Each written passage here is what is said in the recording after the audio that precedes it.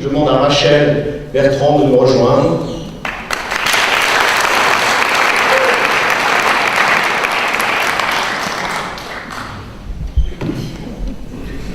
Bonsoir, c'est bon? On m'entend? Bon. Rachel Berger-Bertrand, parce qu'en fait, parfois on m'appelle Bergère, parfois Bertrand, donc je mets les deux comme ça. Y a pas de... C'est bien moi, la même personne, hein, je ne suis pas divisée en deux. Donc, je suis éducatrice spécialisée, thérapeute familiale et formatrice également. Formatrice un petit temps, parce que je le fais en plus de mon travail à temps plein, donc voilà. Je suis une des représentantes du MoDem sur la liste. Donc, mon mouvement, le MoDem, le parti de François Bayrou, pour ceux qui ne savent plus ce qu'est le MoDem, a donné son investiture à Richard.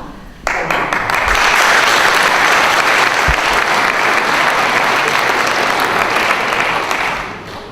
Donc, nous sommes très contents de l'ouverture qu'il nous a faite à sa liste.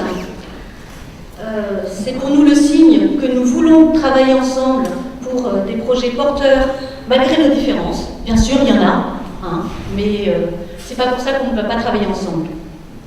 Je suis adhérente au MoDem depuis 2007. J'ai fait partie du shadow cabinet de Fadila Méal sur l'égalité des chances lors des dernières présidentielles. Je vous dis ça parce que c'est en lien donc, avec ce que je connais le mieux, hein, le social, l'éducatif, et que c'est une des raisons pour lesquelles je me suis investie sur cette liste. Voilà. Donc je suis également membre du conseil départemental et je me suis engagée dans l'aventure parce que je veux que notre ville non seulement ne soit plus attractive, mais qu'on y vive de mieux en mieux. Donc ce sujet de bien vivre ensemble me tient à cœur. Les villes Fondin gagneront à plus d'échanges, de communication, d'équité face à l'accessibilité des logements, des transports et des lieux publics. Aussi, nous souhaitons œuvrer pour que le Centre communal d'action sociale, CCAS, travaille davantage avec les maisons départementales des solidarités. Ça, c'est le conseil général, pour ceux qui ne connaissent pas trop. Donc, pour aider les personnes qui souffrent le plus de notre crise économique. Donc, le CCAS, à l'heure actuelle, je le reconnais, je ne sais pas dans quel état il est, mais j'entends pas beaucoup parler du CCAS dans mon travail, de celui de Fontainebleau. Donc, je pense qu'il y a des choses à faire, parce que si les personnes qui souffrent le plus de la crise vont mieux, tous les Vélifondins iront mieux.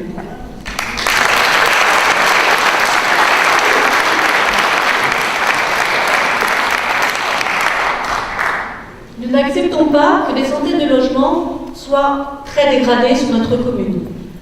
Pas seulement parce que ça fait moche, mais surtout parce que des gens y vivent. Et je ne sais pas si vous connaissez tous l'état des logements au Bréau, à la plaine de la Chambre et au Maginot, mais allez-y, rentrez, sonnez, en faisant du porte-à-porte, on voit tout ce qui se passe, on connaît la dégradation, pas seulement de ces logements-là, mais de beaucoup de logements sur la ville. Donc, nous allons travailler pour que le foyer de Seine-et-Marne se mobilise vraiment pour rénover plus rapidement tous ces logements.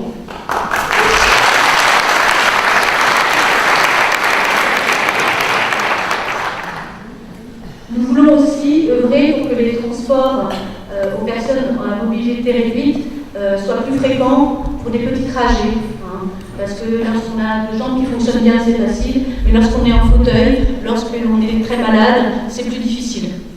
Donc nous voulons continuer pour que le transport soit facilité pour les personnes à mobilité réduite.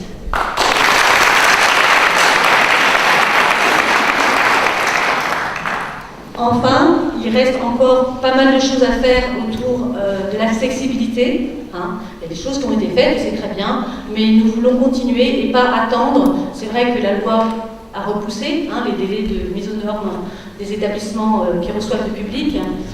Normalement, c'était janvier 2015, ça a été repoussé, ça peut être repoussé jusqu'à 9 ans, mais ce n'est pas une raison pour ne pas se dépêcher à faire en sorte que tous puissent avoir accès au commerce, au cinéma, à la mairie, dans tous les lieux importants pour le public.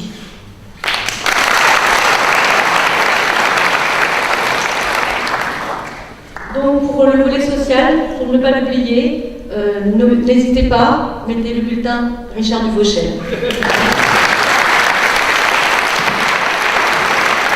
Merci Rachel.